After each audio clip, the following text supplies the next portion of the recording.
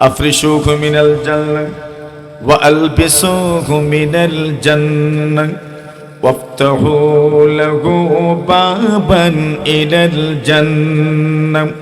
নবীজি বলেন, আল্লাহ তাআলা বলবেন, ফেরেশতারা আমার বান্দা বান্দির জন্য জান্নাতের বিছানা বিছায়া দাও। সুবহানাল্লাহ। জান্নাতের বিছানা বিছায়া দাও। জান্নাতের বিছানা কত বড় হবে? নবীজি বলেন, ওয়া ফুরুশিম মারফুআ।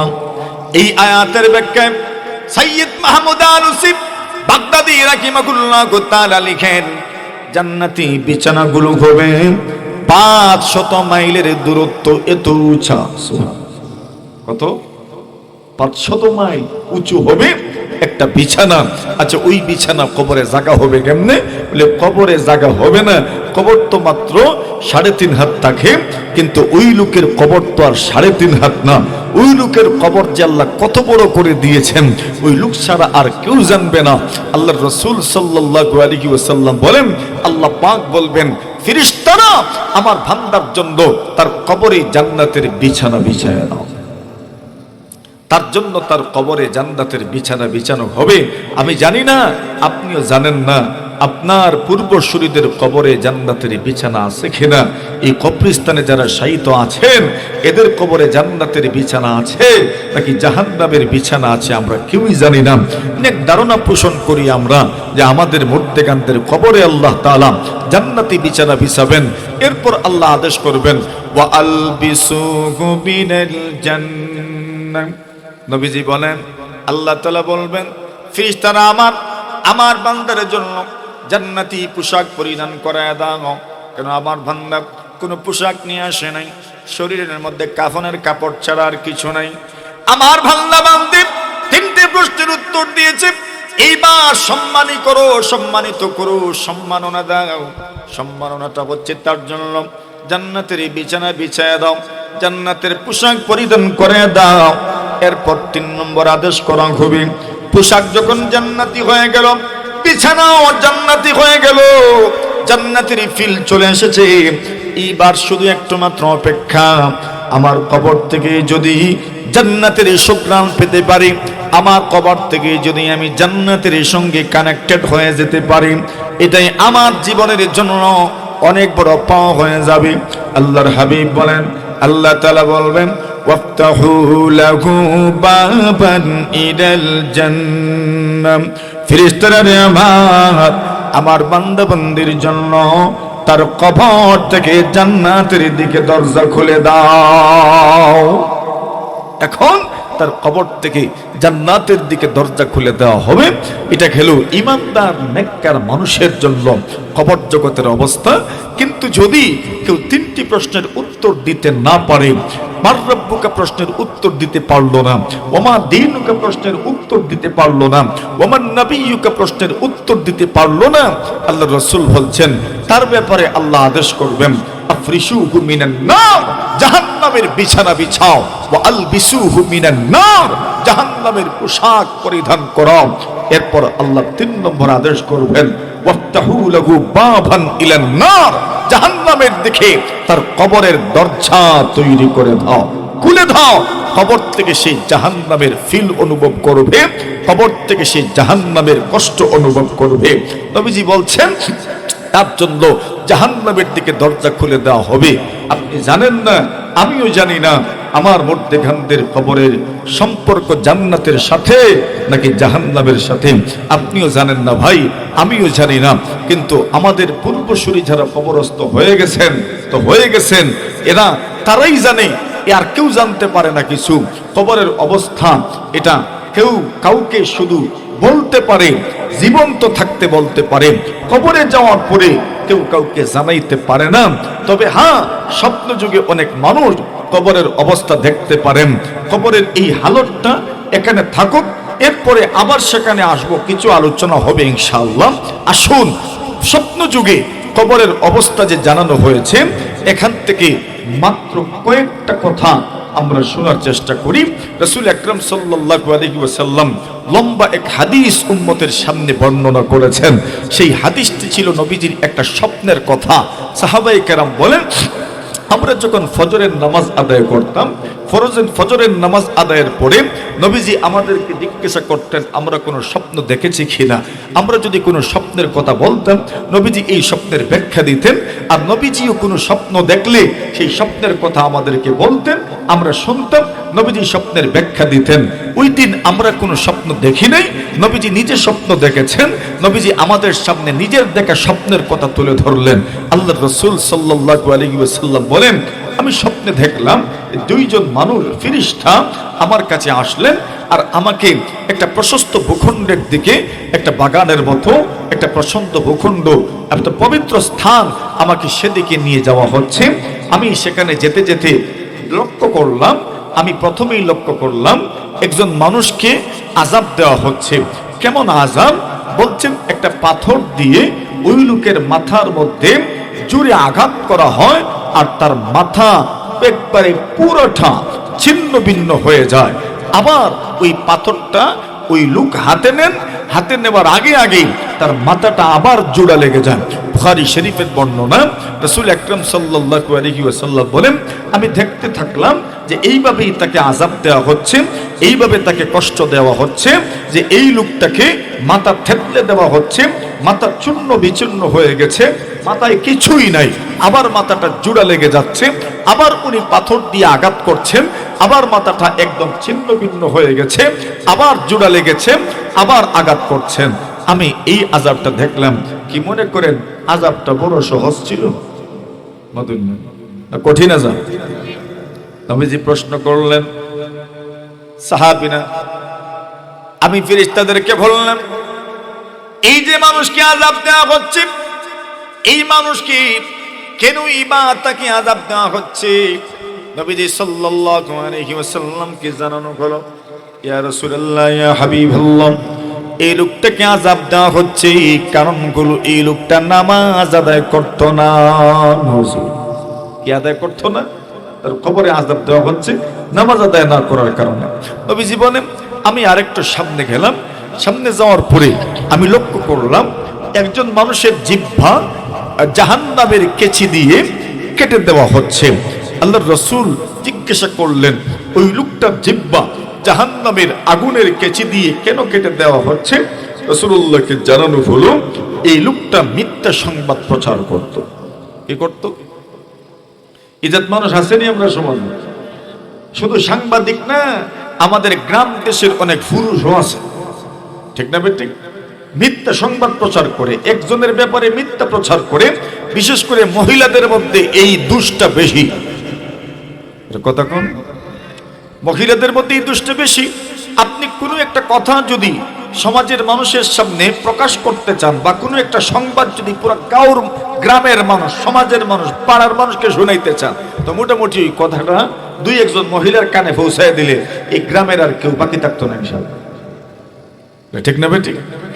আর বিশেষ করে খারাপ কিছু যদি হয়, তবে এই বিষয় এত দ্রুত মানুষের কানে পৌঁছে যাবে আপনি কল্পনাও করতে পারবেন। রাসূল বলছেন, আমি লক্ষ্য করলাম জাহান্নামের আগুনের কেচি দ্বারা তার জিহ্বা কেটে দেওয়া হচ্ছে। রাসূল বলছেন তার কবরে এই শাস্তি দেওয়া হচ্ছে। কেন? ওই লোকটা মিথ্যা সংবাদ প্রচার করত। আচ্ছা, 2 নম্বর। 3 নম্বর রাসূল বলেন, আমি লক্ষ্য করে দেখলাম যে একটা নদীর মতো, আর ওই নদীতে রক্ত এবং পুঁজ। নাউজুবিল্লাহ। কষ্ট হতেছে আপনাদের? আমি বুঝাইতাম পারতাছেনি আপনারা কথা। আল্লাহর রাসূল, আমি তো ওই যে জেনারেল আমার শুনতেছি, আমি ভাবতেছি আপনারা আমার কথা শুনেন কিনা, শুনতেছেন নি আমাদের কথা? বোঝা যায় তো সব কথা? হ্যাঁ, আসেন তো সবাই, হাতটা তুলেন না একবার দেখিনি, 2 হাত তুলেন, আল্লাহু আকবার, জোরে সুরে, আরো জোরে। এইবার বুঝে গেছে আসেন যে। নবীজি বলেন, আমি লক্ষ্য করে দেখলাম যে একটা নদী, ওই নদীর মধ্যে রক্ত, ওই নদীর মধ্যে পুঁজ। আচ্ছা বলেন, পুঁজের নদী, রক্তের নদী, আপনি কত সময় সাঁতার কাটবেন? নবীজি বলেন, ওয়া আলা শাতিইন নাহার রাজুলুন ফি ইয়াদিহি আহজার। নবীজি বলেন, সাহাবীরা আমার, আমি লক্ষ্য করে দেখলাম এই নদীর পারে একজন মানুষ দাঁড়া আছে। ওই মানুষের হাতে লক্ষ্য করে দেখলাম অনেকগুলো পাথর জমা আছে।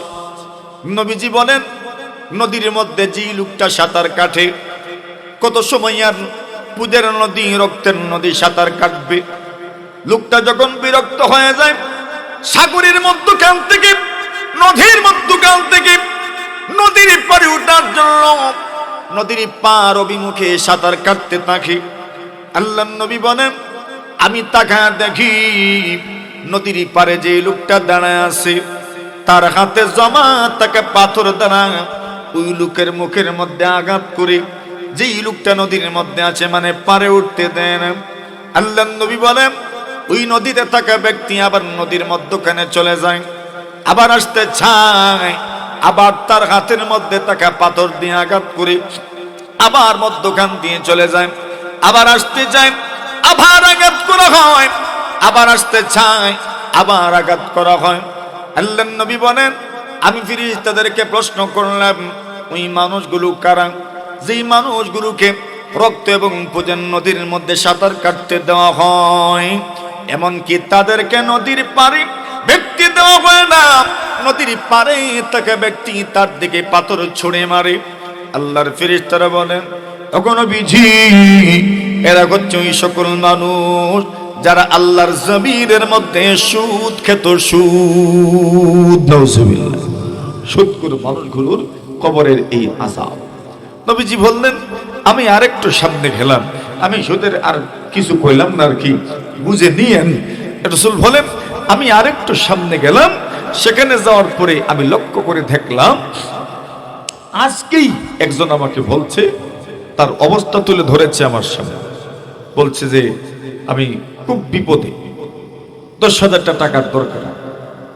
কিন্তু আমি অনেকের কাছে গেছি, সুদ ছাড়া কেউ দেই না, সুদ ছাড়া কেউ দেই না। তো সব সমাজ ব্যবস্থা দিয়ে এমন এমন না, অনেক সমাজে অনেক মানুষ আছে আলহামদুলিল্লাহ, যারা গরিবের প্রতি সহানুভূতিশীল আছে, যারা ঋণ দেয়। তবে এখানে যারা ঋণ নেই তাদের একটু সমস্যা আছে, দোষ আছে, আছে না? আছে, অনেক আছে। আচ্ছা যাক, ওইদিকে আমরা যাই না, আলোচনা ওইদিকে নিয়ে যাওয়ার সুযোগ নেই। এখন রাসূল বলছেন, আমি আরো একটু সামনে গেলাম, সামনে যাওয়ার পরে আমি তাকায় দেখি এখানে একটা চুলার মতো, চুলা, চুলা বুঝেন তো? চুলাই তো কয় আপনাদের দেশে, নাকি আর কিছু কয়? আর কিছু কয়নি? উন্দাল কয়, উন্দাল আমরাও চিনি তো, উন্দাল ওই। বললেন যে আমি একটা চুলার মতো দেখলাম, আলাগু বাইয়িকুন। নবীজি বলছেন, ওই চুলার উপরের অংশ সংকীর্ণ, ছোট, আর তার নিচের অংশ প্রশস্ত। আচ্ছা এটাকে সহজে বুঝাই, বাজারে যে তন্দুর বানায়, তন্দুর রুটি, ওই চুলাটা কি উপরের অংশ কি থাকে? ছোট, আর ভিতরের অংশ এইভাবে দেয়, ঠিক না? আর এরপরে ওইটা আগুনে ছেক হয়, আর এরপরে ওইটা রুটির মতো হয়, তান্দুর রুটি হয়। রাসূল বলছেন, আমি এইভাবেই দেখলাম যে একটা তান্নুর মানে আগুনের চুলা, যেই চুলার উপরের অংশ সংকীর্ণ আর তার আসফল মানে তার নিচের অংশ প্রশস্ত। নবীজি বলেন, আমি ওই চুলার মধ্যে যখন উকি দিলাম, তাকায় দেখি ওই চুলার ভিতরে একজন পুরুষ ও নারী, অনেকজন পুরুষ ও নারী, ফাইদা রিজালুন ওয়া নিসা, ওরা, নবীজি বলছেন, আমি তাকায় দেখি পুরুষ উলঙ্গ এবং নারীরাও উলঙ্গ, উলঙ্গ কিছু পুরুষ এবং উলঙ্গ কিছু নারীকে আমি এই চুলার ভিতরে দেখতে পারলাম। নবীজি বলেন, আমি জিবরিল ফেরেশতাদেরকে প্রশ্ন করলাম, মান হাউলা, এরাই বা কারা যাদেরকে শাস্তি দেওয়া হচ্ছে? ফেরেশতারা জবাব দিলেন, এরা হচ্ছে দুনিয়ার জমিনে জিনাকারিনী নারী এবং জিনাকারী পুরুষ। আল্লাহর জমিনে যে পুরুষ ও নারী ব্যভিচারের মধ্যে লিপ্ত থাকত, জিনা করত, সেই জিনাকারী পুরুষ এবং জিনাকারী নারী, এদেরকে দেখেছেন আপনি, আল্লাহ এদেরকে এই শাস্তিটা দিচ্ছেন। উলঙ্গ অবস্থায় আগুনের চুলার মধ্যে আল্লাহ তাআলা তাদেরকে জ্বালাচ্ছেন, প্রজ্বলিত হচ্ছে। এটা হাসর পর্যন্ত তাদেরকে এই আযাব দেওয়া হবে, আরো কিসিম রকমের আযাব তাদেরকে দেওয়া হবে। এখানে 4 ধরনের গুনাহগারের কবরের আযাব সম্পর্কে জানতে পারলেন। আসেন আরেক হাদিস থেকে কবরের যে কিছু আযাব হয় সেই বিষয়টা আমরা আলোচনা করি। নবী আকরাম সাল্লাল্লাহু আলাইহি ওয়াসাল্লাম হাদিস শরীফের মধ্যে বলেন, আমি যখন মেরাজে গেলাম, মেরাজে যাওয়ার পথে অনেক কিছু আমি দেখেছি। মারারতু বিকৌমিন লাহুম আযফারু মিন নুহাস, মেরাজের সম্পূর্ণ ঘটনা অস্বাভাবিক, ঠিক না? এক রাতের ভিতরে বাইতুল মাকদিস চলে যাবেন, মক্কা থেকে মসজিদে হারাম থেকে বাইতুল মাকদিস যাবেন এক রাতের ভিতরে। কোথায়? মসজিদুল হারাম মক্কা নগরীতে, আর একদম সিরিয়ায় শামে সেখানে হচ্ছে আল মসজিদুল আকসা। দূরত্ব তো প্রায় 1 মাসের। কতদিনের? 1 মাসের দূরত্ব। নবীজি এক রাতের ভিতরে গেছেন। আবার মসজিদে আকসা থেকে ঊর্ধ্বাকাশে গমন করেছেন। 1 2 3 4 5 6 7 আসমান সেখানে উঠলেন। এরপরে আরশে আল্লাহর সাথে পয়গম্বরের দেখা সাক্ষাৎ হইল। সুবহানাল্লাহ, জোরে বলেন। একই রাতের ভিতরে। বিষয়টা কি স্বাভাবিক না অস্বাভাবিক? অস্বাভাবিক। তো যাত্রাপথে নবীজি অনেক দলের অনেক রকমের মানুষের পাশ দিয়ে রাসূল গমন করেছেন। নবীজি তার মেরাজের ইতিবৃত্ত বর্ণনা করার সময় বলছেন, মারারতু বিকৌমিন লাহুম আযফারু মিন নুহাস, একদল মানুষের পাশ দিয়ে আমি গেলাম, আমি তাকায় দেখি এদের হাতে বড় বড় নখ। নাউজুবিল্লাহ। নবীজি বলেন, ইউখাম্মিশুনা বিহা বুজুকাকুম ওয়া সুদুরাকুম। নবীজি বলেন, আমি তাকায় দেখি এই মানুষগুলো তাদের হাতে দেখা বড় বড় নখের মাধ্যমে তাদের চেহারার মধ্যে আঁচড় দেই, সিনার মধ্যে বুকের মধ্যে আঁচড় দেই। নবীজি বলেন, আমি প্রশ্ন করলাম, মান হাউলা? ইয়া জিবরিল, আল্লাহর ফেরেশতা জিবরিল। ওই মানুষগুলো কারা জানতে চায় যে মানুষগুলো নিজেরাই নিজেদের ক্ষতি করছে, নিজের হাতের নখের মাধ্যমে নিজের চেহারা ছিঁড়ে খাচ্ছে, নিজের চেহারার মধ্যে চুবল মারছে। যে মানুষগুলো নিজের হাতের নখের মাধ্যমে নিজের বুকের মধ্যে আঁচড় দিচ্ছে, ওই মানুষগুলোর পরিচয় জানতে চাই। জিবরিল জবাব দিলেন, নবীজি গো, ওই মানুষগুলো কারা জানেননি? এই মানুষগুলো এমন মানুষ যে মানুষগুলো দুনিয়ার জমিনে থাকা অবস্থায় মানুষের গোশত ভক্ষণ করেছে, মানুষের গোশত খেয়েছে। ওয়ায়াকাউনা ফি আরাদিহিম, এবং মানুষের অনুপস্থিতিতে এদের দুশ্চর্চা করত, এদের গীবত করত, এদের নিন্দা করত। ওই মানুষগুলোর জন্য মহান আল্লাহ তাআলা হাসরের ময়দানে ওঠা পর্যন্ত এই শাস্তি তাদের জন্য বরাদ্দ রেখেছেন। নাউজুবিল্লাহ। এখন বলেন তো, কবরের এই আযাবটা পাওয়ার মতো মানুষ কি আমাদের সমাজে নাই? যারা গীবত করে, সমালোচনা করে, পরনিন্দায় লিপ্ত থাকে, শুধু অন্যের দোষ নিয়েই তার চিন্তা ভাবনা, নিজের দোষের কোনো চিন্তাই নেই।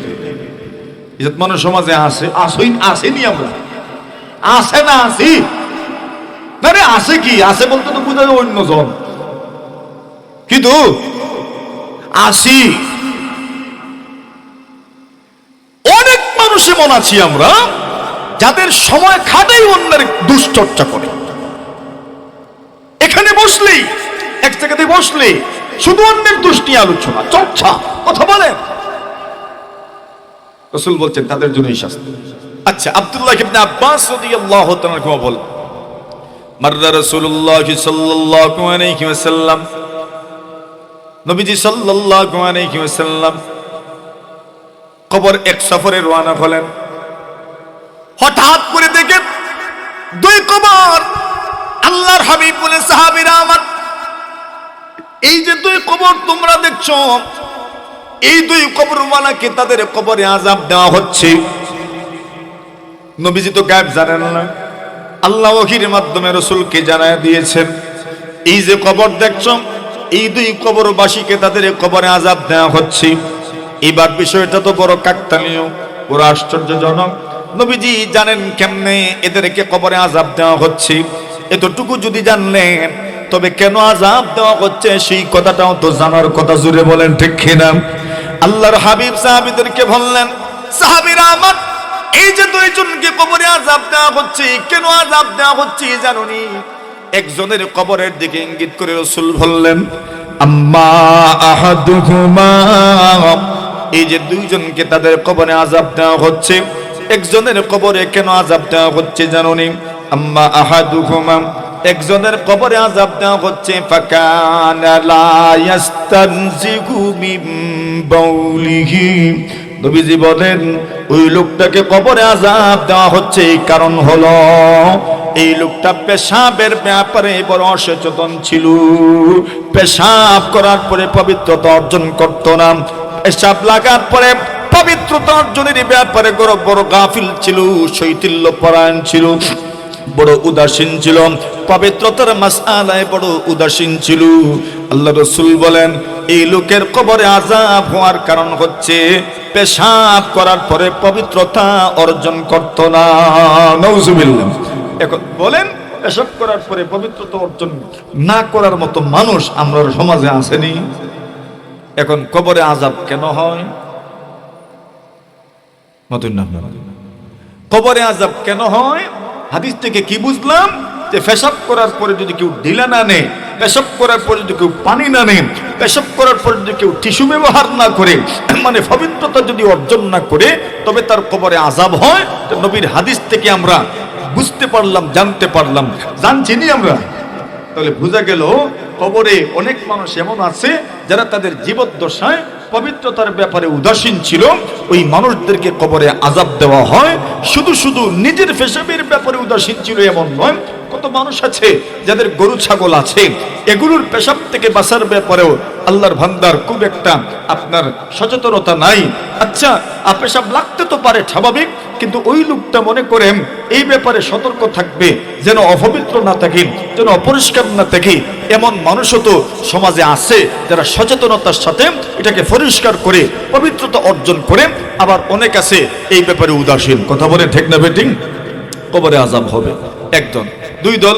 দুই নম্বর ব্যক্তির কবরের দিকে ইঙ্গিত করলেন আর বললেন ওয়া আম্মাল আখার ফাকানা ইয়ামশি বিন-নাবীম। নবীজি বলেন দ্বিতীয় জনের কবরের দিকে ইঙ্গিত করে নবীজি বললেন সাহাবীরা আমার, দ্বিতীয় জনকে কবরে কেন আযাব দেওয়া হচ্ছে? নবীজি বলেন ফাকানা ইয়ামশি বিন-নাবীম। ওই লোকের কবরে আযাব দেওয়ার কারণ হলো ওই লোকটা আল্লাহর জমিনের মধ্যে নিন্দাবাদ শুধু করত না, বরং চুগলখুরি করত, চুগলখুরি করত। নাউজুবিল্লাহ। এখন চুগলখুরি যে কইছি আমি, বুঝছেন নি আপনারা? আপনার দেশে কি কয়? চুগলখুর কয়। চুগলখুর তো কয় যে করে, আর এটার নাম গুলো চুগলখুরি, চুগলি করা, অর্থাৎ এক জায়গার কথা আরেক জায়গায় নিয়ে লাগানো। কেন? উদ্দেশ্য হলো ওই লোকটাকে এর বিরুদ্ধে খেপায়া তোলা, যাতে করে এ এলারে সাইজ করে। এর কথা কোন ঠিক না বেঠিক? এই জাতের মানুষ সমাজে আসেনি? একজনই থাকে মনে হয় না, অনেকই থাকে, অভাব নেই। নবীজি বলছেন যদি চুগলি করো, চুগলখুরি করো, তো চুগলখুরির কারণে, চুগলির কারণে তোমার কবরে আযাব হবে। তো কি আযাবটা হবে সেটা তো জানেনই, আযাবটা কেমন হবে। তাহলে আমরা বুঝতে পারলাম পেশাবের ব্যাপারে যদি কেউ সতর্ক না থাকে, পবিত্রতার ব্যাপারে সতর্ক না থাকলে কবরে আযাব হয়, চুগলি করলে কবরে আযাব হয়। ইবনুল কাইয়্যিম রাহিমাহুল্লাহু তাআলা লিখেন মানুষের যত অঙ্গ প্রত্যঙ্গ আছে যার মাধ্যমে মানুষ কর্ম করে, সবগুলো অঙ্গের কর্মের কারণে যদি কর্ম খারাপ হয় তবে তাকে কবরে আযাব দেওয়া হবে। আযাবটা কেমন হবে কিছুটা তো অনুমান আগেই করতে পেরেছি।